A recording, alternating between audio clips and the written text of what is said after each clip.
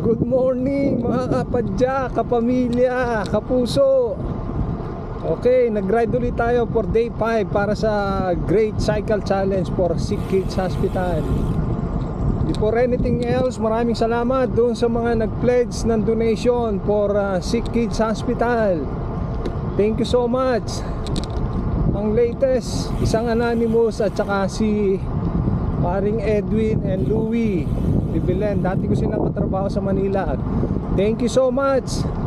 Good morning Toronto, good evening Philippines. Mabuhay tayo lahat hanggang gusto natin. Day 5 of my Great Cycle Challenge. Siguro mag-ride lang ako ng 40 to 50 kilometers today. Napakaganda ng panahon.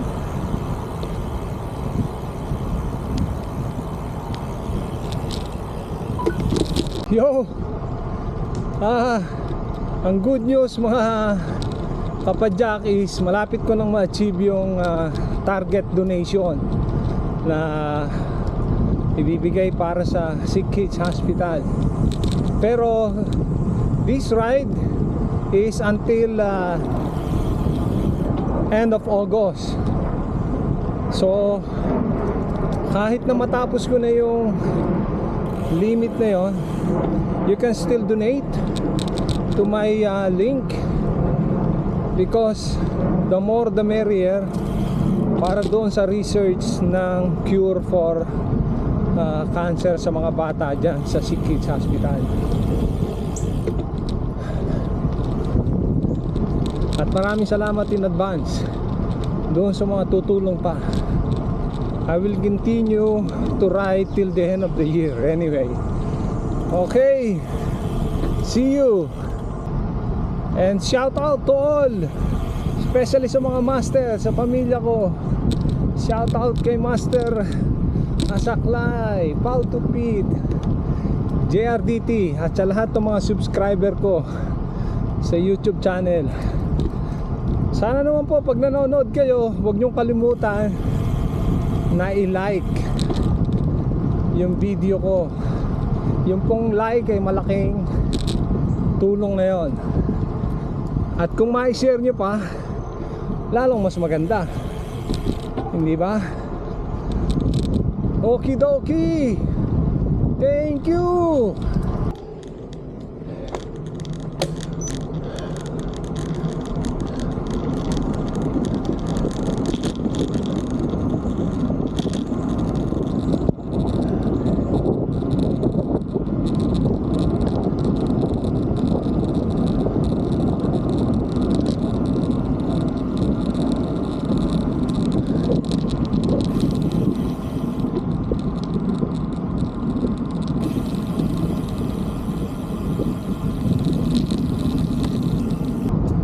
Yun.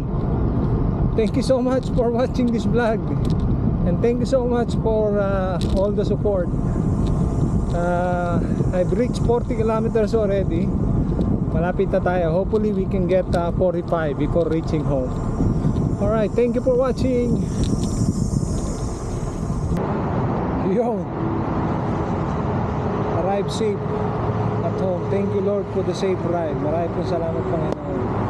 Thank you. Naka 45.5 kilometers tayo. See you later. See you on my next vlog and ride. Thank you.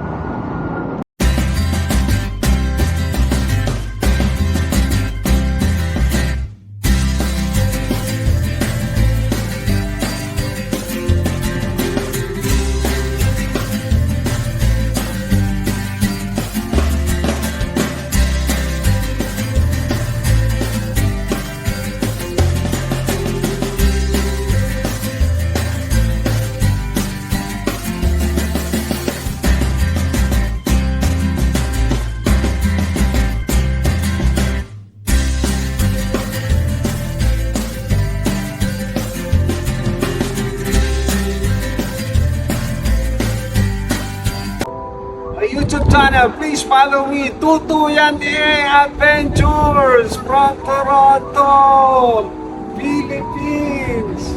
Thank you mga subscriber ko, maraming salamat.